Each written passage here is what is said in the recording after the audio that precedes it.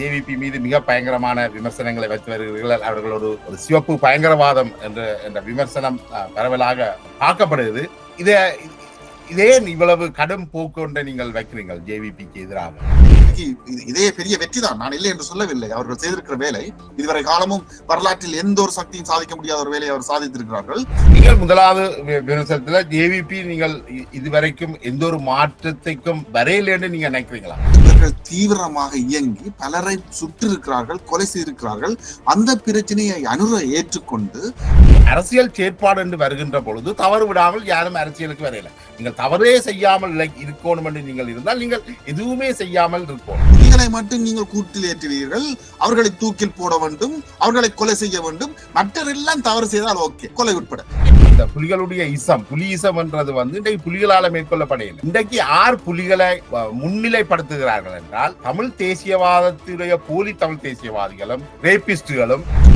எந்த அடிப்படையில் பேசுகிறீர்கள்? இதுதான் என்னுடைய கேள்வி. ஜேவிபியை பொறுத்தவரையில் இன்று வரைக்கும் தமிழ் மக்கள் சார்ந்த எத்தனையோ மிக மோசமான நடவடிக்கைகள், கொள்கைகளை அவர்கள் எடுத்திருக்கிறார்கள், இயங்கி இருக்கிறார்கள்.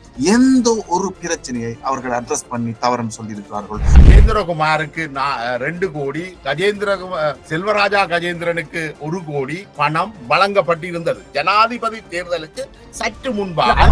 நிலைப்பாடுதான் ஒரு காலமும் சர்வதேச மக்களுக்கு கொண்டு வந்து சேர்க்க போவதில்லை, அவர்களுக்கு தீர்வை கொண்டு வந்து வரப்போவதில்லை. மற்றொரு கலந்துரையாடலில் இணைந்து கொள்கின்றோம். இன்று நம்மோடு இணைந்து கொள்ள இருப்பவர் CWIயின் செயலாளரும் தமிழ் சொலிடாரிட்டியின் முக்கியஸ்தரும் எழுத்தாளர் ஆய்வாளர் சேனன். தோழர் சேனன், வணக்கம். வணக்கம் ஜெயபாலன். இன்றைக்கு உள்ள அரசியல் சூழல்ல நீங்கள் குறிப்பாக இந்த தேர்தலுக்கு முன்னும் சரி அதற்கு பின்னும் சரி ஜேவிபி மீது மிக பயங்கரமான விமர்சனங்களை வைத்து வருகிறீர்கள். அவர்கள் ஒரு சிவப்பு பயங்கரவாதம் என்ற விமர்சனம் பரவலாக பார்க்கப்படுகிறது. இதே இவ்வளவு கடும் போக்கு நீங்கள் வைக்கிறீர்கள் ஜேவிபிக்கு எதிராக. சிவப்பு பயங்கரவாதம் என்று நாங்கள் ஒரு காலம் ஒரு இடமும் சொல்லவில்லை என்று சொல்லியிருக்கிறோம். நாங்க அதை பற்றி பேசவில்லை.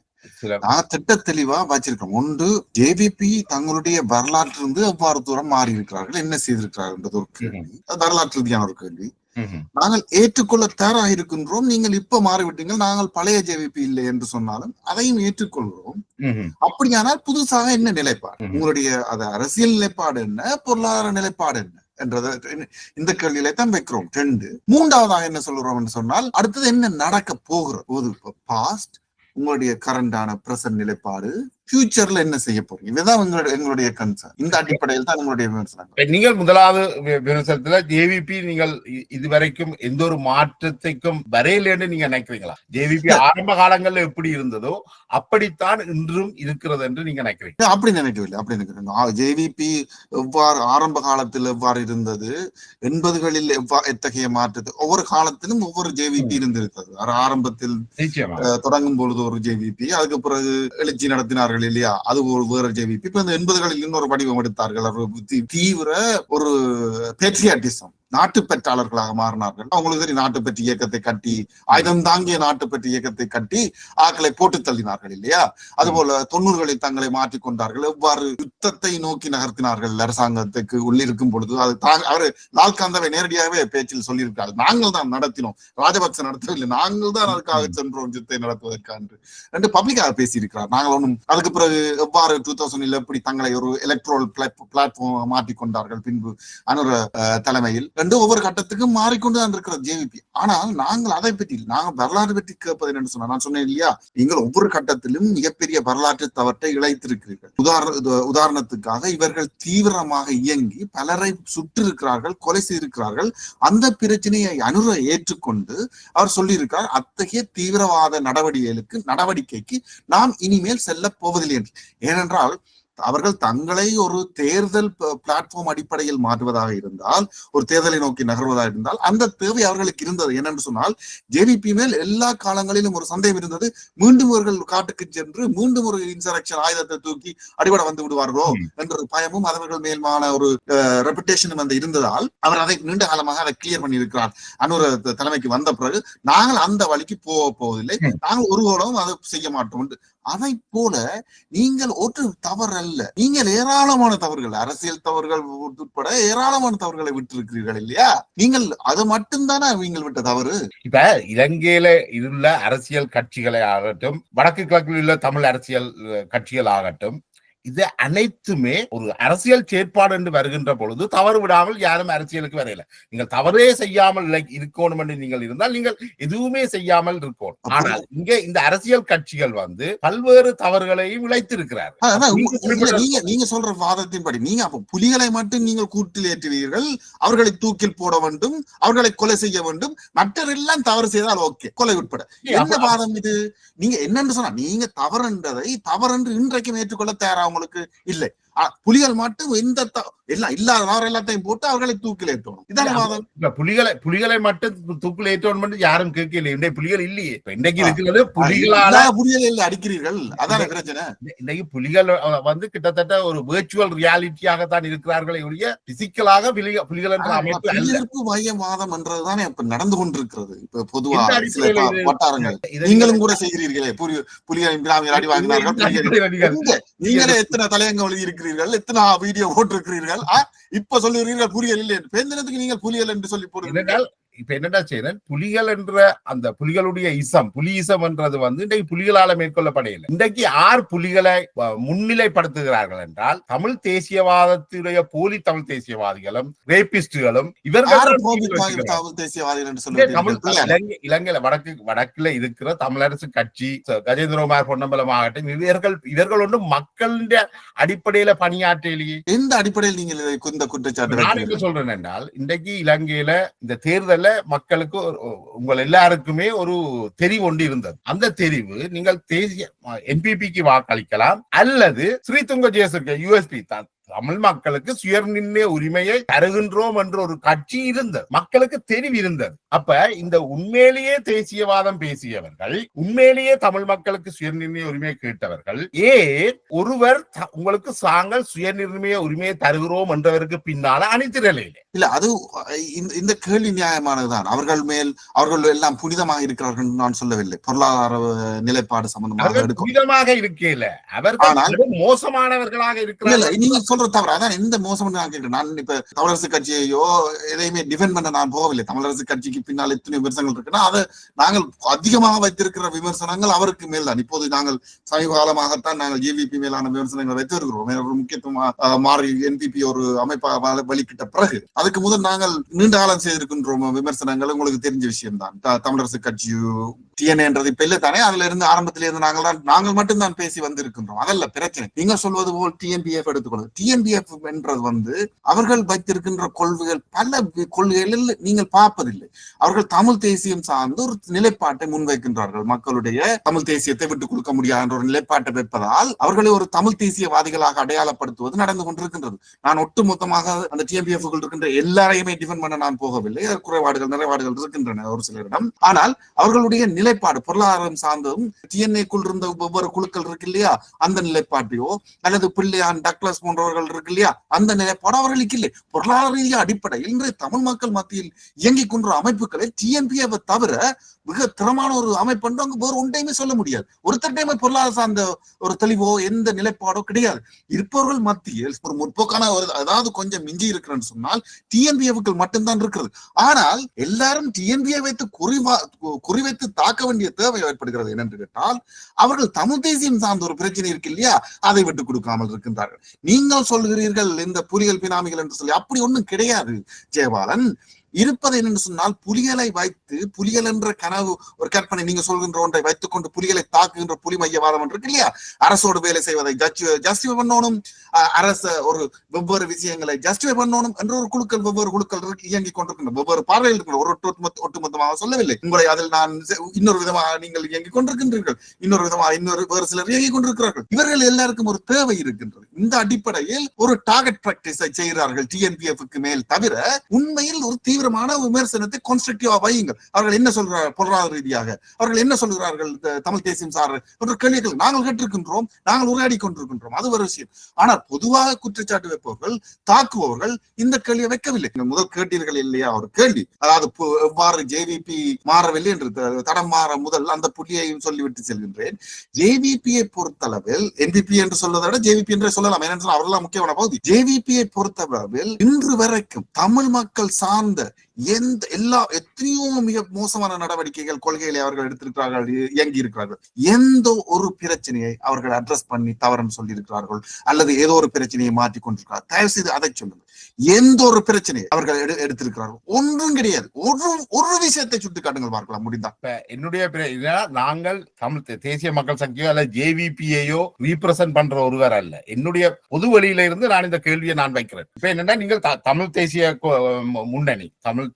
முன்னணி கஜேந்திரகுமார் அவருடைய கட்சியை பற்றின விவாதத்துக்குள்ளதான் நாங்கள் இருக்கிறோம். இப்ப என்னன்னா, இந்த போலி தமிழ் தேசியவாதிகள் இவர்கள் இதுவரை இந்த 15 ஆண்டுகள்ல தமிழ் மக்களுடைய பிரச்சனையை வைத்து தங்களை வளர்த்து கொண்டதை தவிர இவர்கள் அதுக்கு மேலே ஒரு இடமும் போகையில் என்றதான். என்ன நான் சொல்லுவேன் உங்களுக்கு, போலி தமிழ் தேசியம் என்றால் என்னென்றால் 2009ஆம் ஆண்டு யுத்தம் முடிந்த கையோடு சாவகச்சேரியில் நடந்த டக்ளஸுடைய அதாவது அரசாங்கத்துடன் இருந்து கொண்டு அரசாங்கத்தின் கொலைவரியை ஆதரித்த, எதை இன்று வரையும் அதை கண்டிக்காத எதிர்க்காத டக்ளஸுடைய மீட்டிங்கில் பிரவாருடைய பெரிய படத்தை போட்டிருந்தார். பிரவாருடைய பேரை சொல்லி வாக்கு கேட்டார்கள். டக்ளஸுடைய மீட்டிங். இதைத்தான் போலி தேசியம் என்று சொல்லலாம். நீங்கள் சொல்லலாம் சம்பந்தன் எவ்வாறு செய்தார் என்று கேள்வியை கேளுங்கள், அதை சொல்லுங்கள். அல்லது அதுக்கான ஆதாரங்கள் இருக்கின்றன.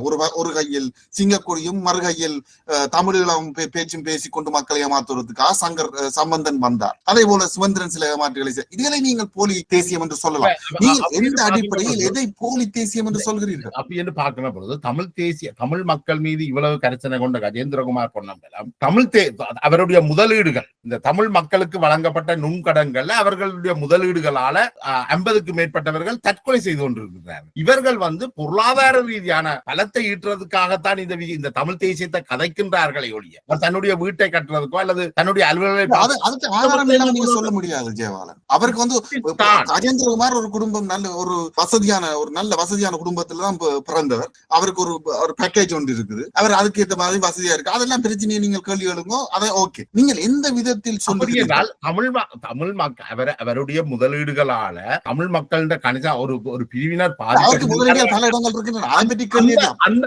அவரே நீங்கள் என்னென்று பிறகு நீங்கள் ஒரு இடதுசாரியாக இருந்தோட நீங்கள் என்னென்று அவருடைய நீங்கள் சொல்லுகின்ற போலியான குற்றச்சாட்டுகளை வைக்க முடியாது. தமிழ் மக்கள் மேல் இருக்கின்ற பிரதிநிதித்துவம் இல்லையா? தமிழ் மக்கள் பிரதிநிதித்துவத்தை எவ்வாறு நொறுக்குவதென்ற வேலை நடந்து கொண்டிருக்கிற இடத்தில் தான் நாங்கள் இப்போது பேசிக் கொண்டிருக்கிற பேச்சை தவிர அவரை எல்லா இடத்திலும் பிரதிநிதித்துவத்துக்கு நீங்கள் இந்த தமிழ் மக்களை பிரதிநிதித்துவப்படுத்துறதுக்கு யூஎஸ்பி ஸ்ரீதுங்க ஜெயசூரிய தலைமையில் கொண்டு வரலாமே ஒழிய இவ்வாறான போலியான நபர்களை அடையாளம் நீங்க போலி என்று எந்த அடிப்படையில் பேசுகிறீர்கள்? இதுதான் என்னுடைய கேள்வி. போலி என்று பாரதூரமான குற்றச்சாட்டு, ஆதாரங்களற்ற குற்றச்சாட்டு. ஜெயபாலன் நீங்க என்ன சொன்ன மண் கடத்தினர் இபிடிபி அவர்களை கேளுங்கள், அல்லது பிள்ளையார் அங்கு எத்தனையோ குற்றங்களை செய்து கொண்டிருக்கிறவர்களை கேளுங்கள். இப்படித்தான் இருக்கிறது. ஸ்ரீதரன் அங்க வித்து போட்டு பிள்ளைகளுக்கு பேரை வாங்கி கொடுக்கிறான் ஒரு பொய் சொல்லுகிறார். அவ்வாறு டிஎன்ஏ கொண்டிருந்தவர்கள் வயிறு வளர்த்து எந்த வகையில கஜேந்திரகுமார் மாறுபடையில் என்று நீங்க நினைக்கிறீர்கள்? என்ன பிரச்சனை என்று சொன்னால் ஜெயபாலன், இன்று வரைக்கும் அவர்கள் மேல் எந்த விதமான குற்றச்சாட்டோ எதுவுமே கிடையாது. அதாவது கரப்ஷனில் ஈடுபட்டார்கள் அல்லது அந்த உதாரணத்துக்கு நீங்க பாத்தீங்கன்னா அவர்களுக்கு எந்த பதவி. இந்த தேர்தலுக்கு முதலே கஜேந்திரகுமாருக்கு 2 கோடி, செல்வராஜா கஜேந்திரனுக்கு 1 கோடி பணம் வழங்கப்பட்டிருந்தது. ஜனாதிபதி தேர்தலுக்கு சற்று முன்பாக. ஆதாரம் இல்லாமல் பேச முடியாது. இது ஆதாரமாகத்தான் வந்திருக்கு. இது அவர்கள் மறுக்கவும் இல்லை. அவர்களே ஆதாரம் இருக்கு. இது 4 கோடி அவர் வாங்கினார், ஆளுக்கு 1 கோடி கொடுத்திருக்கிறார் இப்ப பார்க்கிறேன்னு சொல்கிறார்கள் இல்லையா? அதே போலதான் இந்த பேச்சு. அது எங்க ஆதாரம்? என்னன்னு சொல்வது? ஆளுக்கு 1 கோடி கொடுத்து டிடிஎன்ஏ உருவாக்கி இருக்கிறார் என்று சொல்கிறார்கள். இது ஒரு பேச்சு ஒன்று நடந்து கொண்டிருக்கின்றது. இது ஒரு பேச்சு தான். பேச்சளவில் இருக்கிறதை வைத்துக் கொண்டு இவர்களுக்கு வழங்கினது சகல ஊடகங்களையும் முழுமையாக வெளிவந்திருக்கு. எவ்வாறு இந்த ஆதாரம் இப்ப நீங்கள் உடனடியாக இந்த இடத்துல எனக்கு ஆதாரம் தெரியல, ஆனா இது ஊடகங்கள்ல மிக முழுமையாக வந்திருக்குது. இது அவர்கள் ஏற்றுக்கொண்டும் இருக்கிறார்கள். நடத்தின என்று தெளிவாக பல ஊடகங்கள் பிபிசிலேயே எழுதியிருக்கு. சரியோ, நாங்களா இதான் பிரச்சனை. நீங்கள் ஒரு இன்று இப்ப டிஎன்பிஎஃப் டிஃபெண்ட் பண்ற பொசிஷன் என்ன என்னன்னு கேட்டால் உண்மைதான் ஒரு விஷயம் இந்த இடத்துல நான் டிஎன்பிஎஃப் டிஃபெண்ட் பண்ணித்தான் ஆக வேண்டியிருக்கு. என்னன்னு சொன்னா இன்றைக்கு தமிழ் தேசியத்தை தாக்குவதற்கான டார்கெட் பிராக்டிஸ் கஜேந்திரகுமாரன் டிஎன்பிஎஃப் எடுக்கப்பட்டது. இதான் இருக்கிற பிரச்சனை. இதனாலதான் நான் இதை டிஃபெண்ட் பண்ண வேண்டியிருக்கு. உங்களை பொறுத்தளவில் எல்லாருக்கும் தெரியும் சுமந்திரன் இவே எல்லாம் வச்சு தமிழ் தேசியம் அங்க ஒண்ணும் கிடையாது. இருக்கிற கொஞ்சம் ஒரு விங்கர்ல இன்ஜின் இருக்கு, இதையும் நொறுக்கி விட்டா விஷயம் முடிஞ்சது ஒரு சந்தோஷப்படுறதுக்கு கொஞ்சம் பேர் இருக்கணும். இதான் இருக்கிற பிரச்சனை. இன்னொரு ப்ராப்ளம் இருக்கு என்னன்னு சொன்னா நீங்க சொல்லுவது போல் அங்க 2 எம்பி இருந்தா ஒரு எம்பி தான் 2 காலம் இருந்தால் இடையில் ஒரு கொஞ்ச காலம் எம்பியா இருந்தால் தற்போது ஒரு எம்பி தான் இருக்கின்றது. பெரிய கட்சி அல்ல, இது ஒரு சிறு கட்சி தான். அவர்களுக்கு பண வசதிகள் இல்லை. வெளிநாட்டுல இருந்து காசு வருதுன்ற ஒரு பிரச்சாரம் நடக்கின்றது. அரசியல்வாதிகளுக்குள்ள மிகப்பெரிய செல்வந்தர் கஜேந்திரகுமார் பொன்னம்பலம். கட்சி காசு இல்ல, மற்றது புலம்பெயர் அவர் பெரிய சொத்துக்கார குடும்பத்தில் இருந்து பறந்த ஒரு சொத்துக்காரர் தான். அவரை ஒரு பிச்சைக்காரன் நீங்க காட்ட வேண்டிய அவரை பிச்சைக்காரன் நான் சொல்லவில்லையே. அவர் பெரிய சொத்துக்காரர். அந்த சொத்துக்காரர்கிட்ட சொத்து இருக்கிறது இல்லை என்று நான் சொன்னேன். இல்லை, நீங்கள் சொல்கின்ற குற்றச்சாட்டு இருக்கு இல்லையா, இந்த அதாவது ஏதோ ஒரு விதத்தில் அடிக்க வேண்டும், இத்தனை கரப்ஷன் எல்லாரையும் விட்டு இன்றைக்கு கஜேந்திரகுமார் அடிக்கணும், டிஎன்பி அடிக்கணும் வெளியினம் இல்ல. இதுக்கு பின்னால் இருக்கின்ற அரசியலைத்தான் நான் கேள்வி கேட்கின்றேன். இதைத்தான் நாங்கள் இது ஆதாரம் இல்லாமல் நீங்க வைக்க முடியாது என்ற பிரச்சனையை சொல்வதற்கு காரணம், தேவையில்லாமல் நீங்கள் ஒரு தமிழ் தேசியத்தை எப்படி உங்களுக்கு தெரியும். பிரசிடென்சியல் எலெக்ஷன்ல அனுரா வென்ற பொழுது என்ன தாக்குதல் நடந்தது? தமிழ் மக்கள் வடக்கு இருக்கிற முட்டாள்கள் பிட்டிய தாக்குதல், பிட்டிய பயங்கரமான பிரச்சாரங்கள் நடந்தது. முட்டாள்கள் வாக்கு போடவில்லை. இப்ப இந்த தேர்தலில் ஜேவிபிக்கு வாக்கு விழுந்த பிறகு உங்களை எல்லாம் ஒதுக்கி விட்டார்கள் மக்கள் என்ற ஒரு பிரச்சாரம். எங்கு ஒதுக்கி இருக்கிறார்கள் மக்கள்? நீங்கள் அதாவது இந்த பிரச்சாரங்களுக்கு பின்னால் 2-3 விஷயங்கள் இருக்கின்றன. ஒரு பார்வை அல்ல, பல பார்வைகளின் அடிப்படையில் இருக்கின்ற தமிழ் தேசிய உணர்வு, தமிழ் தேசியம் சார்ந்த எல்லாத்தையும் நொறுக்கி ஒரு முடிவுக்கு கொண்டோம் என்ற ஒரு அந்த பிரச்சனை இல்ல. அது ஒன்று இல்ல. உண்மையிலேயே தீவிர தமிழ் தேசியம் அல்லது ஒரு மோசமான தமிழ் தேசியத்தை முடக்கணும் என்றது வேற விஷயம். சரியோ, அப்படி அல்ல. இது பிரச்சனை ஒட்டுமொத்தமா தமிழ் தேசியம் என்ற பிரச்சனையே இருக்கக்கூடாது என்ற ஒன்று. 2வது, ஏதோ ஒரு விதத்தில் ஜேவிபிக்கு ஆதரவு கொடுக்கணும், அதை மெயின்டைன் பண்ணணும். 3வது, அரசோடு வேலை செய்வதை நியாயப்படுத்தணும் என்றது. இப்படி பல்வேறு பார்வைகள் இருக்கின்றன இதுக்கு பின்னால். ஆனால் எல்லா தரத்திலையும் நீங்கள் ஒட்டுமொத்தமா மக்களை தான் தாக்குகிறீர்கள். அந்த மக்கள் எந்த அடிப்படையில் இந்த வாக்கை வழங்கியிருக்கிறார்கள் என்ற பிரச்சனையை அது மறைத்து பேசுகிறீர்கள். இந்த தேர்தல் முடிவுகளை எடுத்து பாத்தீங்கன்னா நீங்க எந்த அடிப்படையில மக்களை எதிர்க்கணும்னு சொல்லி உண்மையிலேயே இன்றைக்கு மக்களுடைய பெரும் பகுதி விரும்பியோ விரும்பாமலோ தேசிய மக்கள் சக்திக்கு தான் வாக்களித்திருக்கிறார். பெரும்பான்மையை எடுப்பார்களா என்ற ஒரு சந்தேகத்தில இருந்து அறுதி பெரும்பான்மைக்கு மேலாக வாக்குகளை குவித்திருக்கிறார். இது என்ன மக்கள் முட்டாள்கள் என்று நீங்க நினைக்கிறீங்களா? அப்படி நான் சொல்லவில்லையே. மக்கள் வாக்களிக்கவில்லை என்று சொல்லி இருக்கின்றோம். மக்கள் வாக்களித்திருக்கிறார்கள் என்று சொல்லியிருக்கோம். மக்கள் எந்த அடிப்படையில் வாக்களித்திருக்கிறார்கள்? நீங்கள் அதிகமா 2/3 மெஜாரிட்டி தான் எடுத்தார் கொத்தபாயா. சரியா? அது அதிகமாகத்தான் வாக்கு விழுந்தது. உங்களுக்கு தெரியும், வடக்கில் யுத்தம் முடிந்த கையோடு எவ்வளவு வாக்குகளை பொன்சேகா அள்ளி எடுத்தார் என்று, எவ்வளவு வாக்குகளை மைத்ரி அள்ளி எடுத்தார் என்று சொல்லி இந்த பிரச்சனையை நீங்கள் குறுகிய பார்வையில் பார்க்காதீர்கள். ஒட்டு மொத்தமாக சிங்கள இனவாதி ஆகிவிட்டார்கள் தமிழர்கள் என்று சொன்னோமா பொன்சேகாவுக்கு வாக்கு போடும்போது? நீங்களே அப்ப அதை சொல்லவில்லை. நீங்கள் வசதிக்கேற்ற மாதிரி வாசிக்க முடியாது வாக்கு. தமிழரசு கட்சிக்கு எதிராக உள்ள மிகப்பெரிய குற்றச்சாட்டுகள்ல பொன்சேகாவை நிறுத்தினதும் உண்டு. தமிழ் பொன்சேகா நிறுத்தினதும் சரி, மைத்திரிக்கு சப்போர்ட் பண்ணதும் சரி, ஜெயலலிதா எந்த காலத்தில் தமிழ் தலைமைகள் ஐக்கிய தேசிய கட்சி பின்ன நிற்கவில்லை. அது நாங்கள் எழுதியும் இருக்கின்றோம், பல இடத்தில் தொடர்ந்து பேசுகிறோம். இதுதான் தமிழ் தலைமைகளுடைய நிலைப்பாடு. இந்த தமிழ் தலைமைகளுடைய வழங்க முடியாத நிலைப்பாடுதான் இன்று மக்கள் வாக்களிக்க வேறு வழி இல்லை, நாங்கள் அனுராவோட ரிஸ்க் எடுக்கிறோம் என்று சொல்லி வாக்களித்திருக்கிறார்கள். இதை நான் மறுத்து பேசவில்லையே. அங்கு யாருக்கு வாக்களிப்பது மக்கள் என்ற பெரிய கேள்வி. பிரசிடென்சியல் எலெக்ஷனுக்கு பின்னால் பாராளுமன்ற தேர்தலில் மக்கள் இவர்கள் சொன்னது போல் முட்டாள்கள். எல்லா ஜேவிபி இந்த கொழும்பில் இருக்கின்றார்கள், நானும் வாதிட்டு இருக்கின்றேன், பப்ளிக்கா இருந்து பாராளுமன்றத்தில் போயிருக்கிறார்கள். அவர்கள் எல்லாரும் வாதிட்டார்கள் முட்டாள்கள் என்று. மக்கள் முட்டாள். அவர்களுக்கு தெரியும் அடுத்த பாராளுமன்ற தேர்தலில் ஜேவிபி தான் இருக்க போகிறது. இப்படி இருக்கிற நிலையை மக்கள் ஒரு லெசர் ரிவிலிஸ் அடிப்படையில், ஒரு குறைதீமை அடிப்படையில் எந்த சாய்ஸை எடுப்பது, ரணிலுக்கு போய் போடுவதா மறுத்திருக்கிறார். ஒரு விஷயம் நடந்தது இதுவரை காலத்திலும் என்னென்று கேட்டால், தேர்தல் காலங்களில், அதாவது பாராளுமன்ற தேர்தல் காலங்களில் பாராளுமன்ற உறுப்பினர்களுக்கு மக்கள் வாக்களிப்பார்கள்.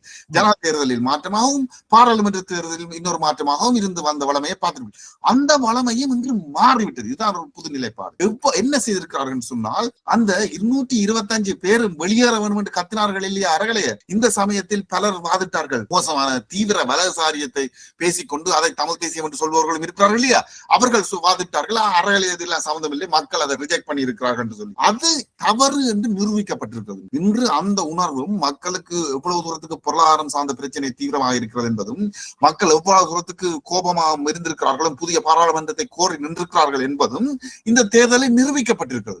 அதை ஏற்றுக்கொண்டுதான் ஆக வேண்டும். அதை ஏற்றுக்கொள்ளாத ஒரு அறிவாளி அல்ல. ஆனால் என்ன ப்ராப்ளம் என்று சொன்னால், அறிவுபூர்வமான வாதம் அல்ல. அந்த இதில் இருக்கின்ற பிரச்சனை என்றால், இதுக்கு கொஞ்சம் அளவுக்கு அதிகமாக வாசிக்காதீர்கள், அதற்கு பின்னால் இதுதான் ஒரு பிளாக் இப்படி வந்திருக்கின்றெல்லாம் தீவிரமாக சிந்திக்காதீர்கள் என்றுதான் நாங்கள் சொல்லுகின்றோம். இந்த நிலைப்பாட்டு மக்கள் இன்னொரு விஷயத்தை செய்திருக்கிறார்கள் என்று சொன்னால், ரிஜெக்ட் பண்ணியிருக்கிறார்கள் தங்களுடைய எம்பி மேரை, தங்களுடைய, அதாவது நீங்கள் குறிப்பாக சொல்ல தூக்கி எறிந்திருக்கிறார்கள் பிள்ளையாரை, தூக்கி டக்ளஸை காணாமல் செய்திருக்கின்றார்கள். அங்க இருக்கின்ற அவர்கள் யாரெல்லாம் சிறிதரனை தவிர யாரெல்லாம் கரப்ஷன் என்று நினைத்தார்களோ அவர்களுக்கெல்லாம் விழுந்திருக்கிறது அடி. சிறிதரனுக்கு ஏன் அடியவில்லை என்று நீங்கள் ஒரு கேள்வி கேட்கலாம். சாணக்கியனுக்கு கிழக்கில் ஏன் அடிவில்லை என்று இன்னொரு கேள்வியை கேட்கலாம். மக்கள் அவர்களை ஏன் தூக்கி எறியவில்லை என்ற ஒரு கேள்வியை நீங்கள் கேட்கலாம். இந்த இடத்தில் அப்படி கேட்கும்போது அதுக்கு இன்னொரு காரணம் இருக்கின்றது என்னன்னு சொன்னால், வடக்கில் சிறிதரனுடைய நிலைப்பாடுன்றது பலமான ஒரு நிலைப்பாடு ஒரு சில பகுதிகளில் இருக்கின்றது. இது தவிர யாழ்ப்பாணத்தில் சிறிதரன் எடுக்கவில்லை வாக்கு இல்லையா? இப்ப யாழ்ப்பாணம் தவிர்ந்த யாழ் மையம் தவிர்ந்த இடங்களில் பார்த்தீர்கள், கிளர்ச்சி பவனியா இந்த பக்கம் மிக வறிய மக்கள் இருக்கின்றார்கள். அங்கு வேறு விதமான அரசியல் நிலைப்பாடுகள் இருக்கின்றது. அதற்கு செல்லலாம் வேண்டுமென்றால் விருப்பம். உங்களுக்கு தெரியும் கிளர்ச்சியில் இருக்கின்ற நிலைப்பாடு அங்கு இருக்கின்ற நிலவரம். அதே போல கிழக்கில் நீங்கள் பார்த்தீர்களானால், கிழக்கில் பொங்குதமல் உட்பட சமீபத்தில் நடந்த ஒவ்வொரு போராட்டங்கள் உட்பட அங்கு இருக்கிற பெரிய டென்ஷன் ஒன்று இருக்கின்றது. அங்கு 3 முஸ்லிம் தமிழ் முரண்பாடு ஒன்று இருக்காங்க பெரிய அந்த ஒரு பிரச்சனை வந்து அங்க போலரைஸ் பண்ணி வைத்திருக்கிற அந்த ஓட்டை அதை உடைக்கக்கூடிய சக்தி என்பிபிக்கு இல்லை என்றது தெரிகிறது. என்பிபிக்கு இதே பெரிய வெற்றி தான், நான் இல்லை என்று சொல்லவில்லை. அவர்கள் செய்திருக்கிற வேலை இதுவரை காலமும் வரலாற்றில் எந்த ஒரு சக்தியும் சாதிக்க முடியாத ஒரு வேலையை அவர் சாதித்திருக்கிறார்கள். ஆனாலும் இது முழுமையாக உடைபடவில்லை கிழக்கில் என்பது திட்ட தெளிவாக தெரிகிறது. இதுதான் இருக்கின்ற நிலவரம். இது இவ்வாறுதான் நாங்கள் இதை அணுக முடியுமே தவிர, நாங்கள் அதுக்கு மேலாக இந்த தேர்தலை வைத்துக் கொண்டு முழுமையாக இப்படித்தான் எல்லாம் போக முடியாது. அறகலையா போராட்டம் பற்றி காய்ச்சிருந்தேன். இந்த அறகலையா போராட்டத்தினுடைய பலனை இறுதியில் அனுபவித்தது ரணில் விக்ரமசிங்க தான். அறகலையா போராட்டத்தின் பலனை அவர் அனுபவிப்பதற்கு வழிகோலியது மேற்குலகம் தான். மேற்குலகத்துக்கு ஒரு தேவை இருந்தது, ரணில பாராளுமன்றத்துக்கு கொண்டு வர தேவை ஒன்று இருந்தது, அதை நிறைவேற்றி இருக்கிறார்கள். இதே போல நீங்கள் இன்றைக்கு கஜேந்திரகுமார் பொன்னம்பலன் பலத்தை இலங்கையில உள்ள அமெரிக்க தூதுவர் ஜூலி சாங் போய் சந்திச்சு அவர்கள் ஒரு உறவை வளர்த்துக் கொள்கிறார்கள். அதாவது இலங்கை அரசுக்கு தலையீடு கொடுக்கக்கூடிய ஒருவராக கஜேந்திரகுமாரை தக்க வைக்க வேண்டும் என்ற ஒரு நிலைப்பாடு வல்லாதிக்க சக்திகளுக்கு இருக்கு. இலங்கையில ஜேவிபி வந்து பதவியில இருக்கும் என்றது வந்து சர்வதேச சூழல்லையும் தங்கி இருக்கு. 2 விதமான பார்வைஞ்சு இருக்கு. ஒன்று ரெண்டையும் கன்ஃபியூஸ் பண்ணாதீங்க. ஒன்று ஜேவிபியுடைய நிலைப்பாடு ஜியோ பொலிட்டிக்கல், அடுத்தது தமிழ் மக்களுடைய நிலைப்பாடு, தமிழ் மக்களுடைய எவ்வாறு பாவிக்கப்படுகிறார்கள் சொல்லி இன்னொரு நிலைப்பாடு. கஜேந்திரகுமாருடைய எந்த காலத்தில் அமெரிக்கா வரணும், அமெரிக்காவுக்கு பின்னால் தான் நாங்க நிற்போம் சொல்லி இருக்கிறது. அவர் இன்றைக்கு அங்க வந்து பாராளுமன்றத்தில் இருக்க போக முதலே சொல்லுங்க, நீங்கள் சர்வதேச சமூகம் வந்து விசாரிக்கணும்டா. காசாவில குண்டுகளை போட்டு படுகொலை செய்து கொண்டிருக்கிற பெண்களையும் குழந்தைகளையும் படுகொலை செய்து கொண்டிருக்கின்ற அமெரிக்காவும் மேற்குலகமும் கஜேந்திரகுமாருக்கு நீதி வாங்கி தரும் என்று யார் சொன்னது? இல்ல, அப்படி நாங்க சொல்லவில்லை. நான் என்ன சொல்றேன்டா, டிஎன்பிஎஃப் அதை சொல்லவில்லை. இதைத்தான் நான் சொல்லுகிறேன். நேற்று கூட அவருடைய அறிவிப்பு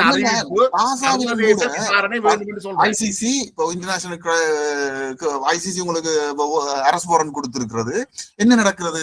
சவுத் ஆப்பிரிக்கா அந்த ஜெனோசைட் இதை ஏற்றுக்கொண்டிருக்கிற விஷயங்கள் மக்கள் மத்தியில் ஒருவித எதிர்பார்ப்பை ஏற்படுத்துகிறது. சர்வதேசத்தில் இருக்கின்ற ஏதாவது ஒரு சக்திகள் ஏதாவது செய்ய முடியாதா என்ற எதிர்பார்ப்பை ஏற்படுத்துகிறது.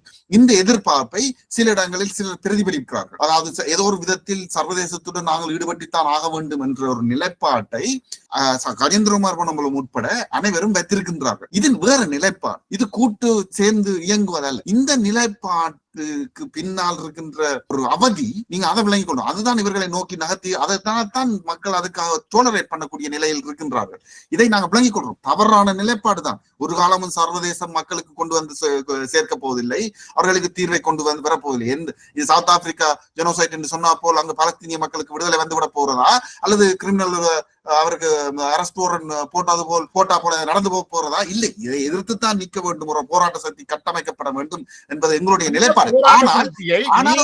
அந்த போராட்ட சக்தியை நீங்கள் வைத்திருக்கின்றீர்கள். நீங்கள் யூஎஸ்பி என்ற ஒரு கட்சி அங்க வைத்திருக்கிறீர்கள். அதற்கு மாற்றாக கஜேந்திரகுமாரை ப்ரொமோட் பண்றீங்க. அதுக்கு மாற்றாக கஜேந்திரகுமாரை ப்ரொமோட் பண்ணவில்லை. இதுதான் இங்க தவறு.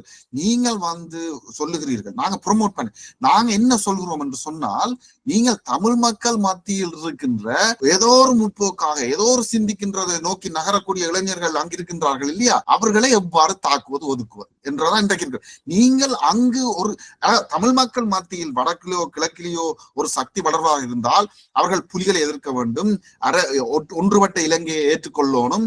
அந்த அடிப்படையில் வந்தால் மட்டும்தான் நீங்கள் ஒரு முற்போக்கோ அல்லது நீங்கள் ஒரு சக்தியோ என்று நாங்கள் அடையாளப்படுத்துவோம் என்ற நிலைப்பாட்டை இன்று வைத்து அதை கவர் பண்ணுகிறார்கள். இதை நாங்கள் மறக்கிறோம். இந்த அடிப்படையில் தான் அனாவசியமான தாக்குதலை நாங்கள் எதிர்க்கின்றோம். இதுதான் இருக்கின்ற பிரச்சனை. அரசியல் ரீதியான விமர்சனம் தான் இது. அதுக்காக நான் சொல்லவில்லை, புனிதப்படுத்தவில்லை கஜேந்திரகுமாரையோ, அவரை நான் சொல்லவில்லை. நீங்க சொன்னது போல நாங்கள் ஒரு போராட்ட அமைப்பை கட்டுகின்றோம், அங்கும் செய்தோம், பாராளுமன்ற தேர்தலிலும் செய்தோம், அதற்கு பிறகு ஜனாதிபதி தேர்தலிலும் செய்தோம். அதுதான் மக்களுக்கான நீண்ட கால தீர்வு. அதை நோக்கி நகர்வதுதான் அவசியம். கஜேந்திரகுமார் முதலானவர்களை கேட்கின்றோம், அவர்களுக்கு பின்னால் இளையரை முற்போக்கு சக்திகளை நோக்கி நகருங்கள், ஒரு போராட்ட சக்தியாக மாறுங்கள், ஒரு போராட்ட தளத்தை கட்டி எழுப்பதற்கான வாருங்கள் என்று கேட்கின்றோம். கஜேந்திரகுமாரால் முடியவில்லை என்று சொன்னால் அடுத்த வர்ற ஜெனரேஷன் அதை செய்யணும் என்று சொல்கின்றோம்.